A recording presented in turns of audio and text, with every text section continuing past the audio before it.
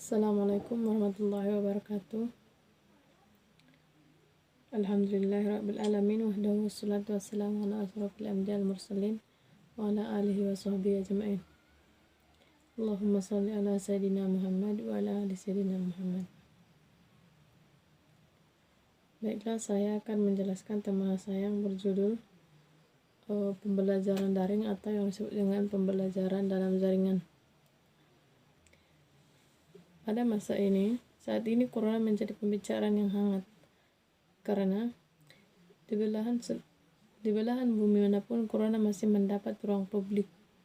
Dalam waktu singkat saja namanya menjadi trending topik, dibicarakan di sana sini, diberitakan secara masif sebagai media pembelajaran. Dengan demikian, guru memastikan siswa mengikuti pembelajaran dalam waktu yang bersamaan meskipun di tempat yang berbeda-beda. Semua sektor merasakan dampak corona. Dunia pendidikan adalah salah satunya. Dilihat dari kejadian sekitar yang sedang terjadi, baik siswa maupun orang tua yang tidak memiliki handphone untuk menunjang kegiatan pembelajaran daring ini merasa kebingungan dan merasa keresahan. Sehingga pihak sekolah ikut mencari solusi untuk mengantisipasi hal tersebut.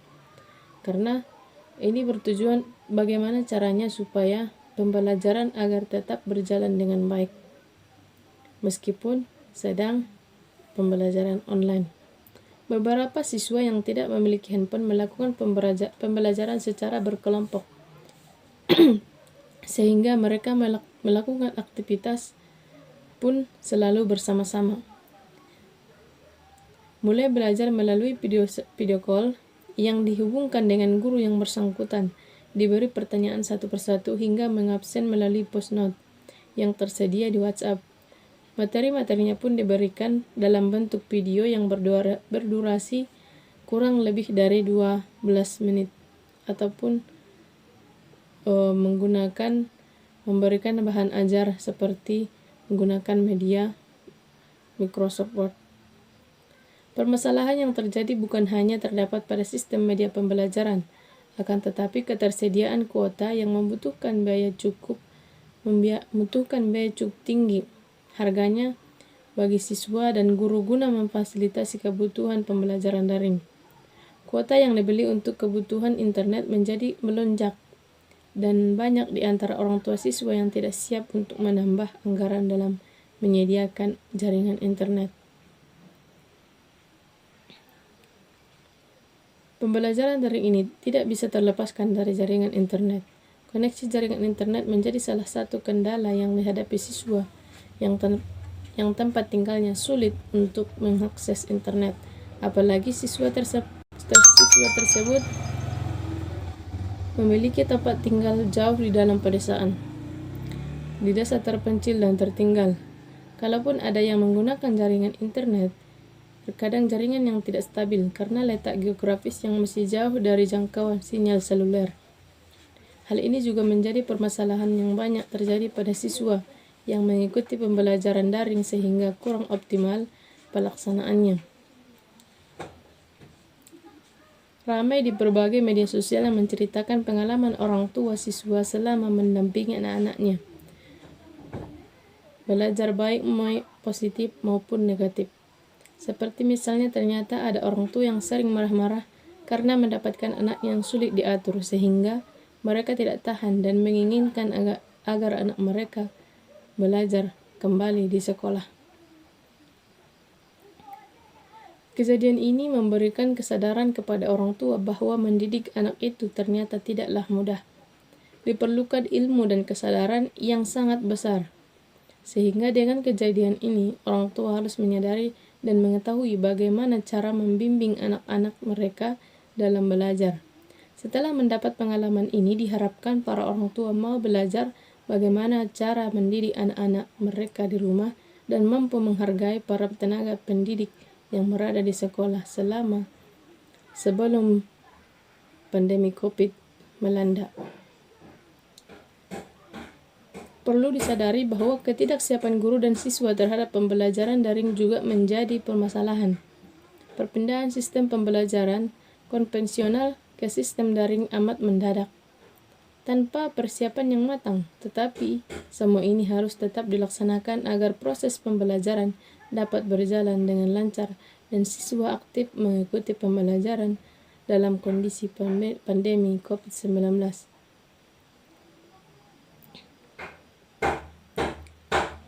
Solusi atas permasalahan ini adalah pemerintah harus memberikan kebijakan dengan membuka gratis layanan aplikasi daring bekerjasama dengan provider internet dan aplikasi untuk membantu proses pembelajaran daring ini.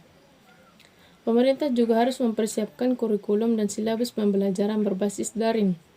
Bagi sekolah-sekolah perlu untuk melakukan pembimbingan teknik atau disebut BIMTEK online, proses pelaksanaan daring dan melakukan sosialisasi kepada orang tua dan siswa melalui media cetak dan media sosial tentang tata cara pelaksanaan pembelajaran daring.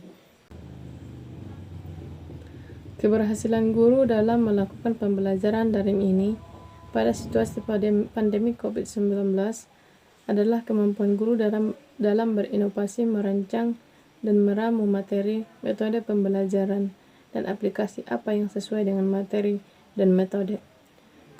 Kreativitas merupakan kunci sukses bagi seorang guru untuk dapat memotivasi siswanya tetap semangat dalam belajar secara online dan tidak menjadi beban fisikis. Di samping itu, kesuksesan pembelajaran daring selama masa pandemi COVID-19 tergantung pada kedisiplinan semua pihak, baik itu pihak guru dan pihak tenaga pendidik dan pihak murid-murid yang diajar. Oleh karena itu, pihak madrasah di sini perlu membuat skema dengan menyusun manajemen yang baik dalam mengatur sistem pembelajaran daring. Hal ini dilakukan dengan membuat jadwal yang sistematis, terstruktur, dan simpel untuk memudahkan komunikasi orang tua dengan sekolah agar putra-putrinya dapat belajar di rumah dapat terpantau secara efektif. Dalam kondisi ini, orang tua berperan penting dalam mendidik anak-anaknya di rumah. Sebagai ganti guru di sekolah.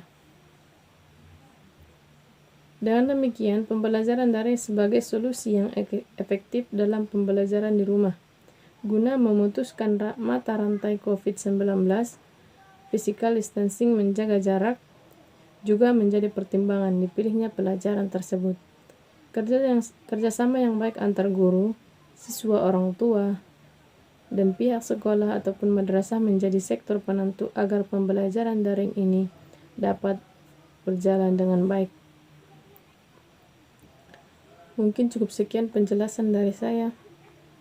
Semoga pandemi COVID-19 ini dapat berakhir dengan cepat dan kita semua bisa kembali kepada aktivitas semula dan para tenaga pendidik, tenaga pengajar, dan para siswa-siswa semuanya bisa kembali melakukan pembelajaran di sekolah. Cukupkan penjelasan saya akhiri dengan salam. Assalamualaikum warahmatullahi wabarakatuh.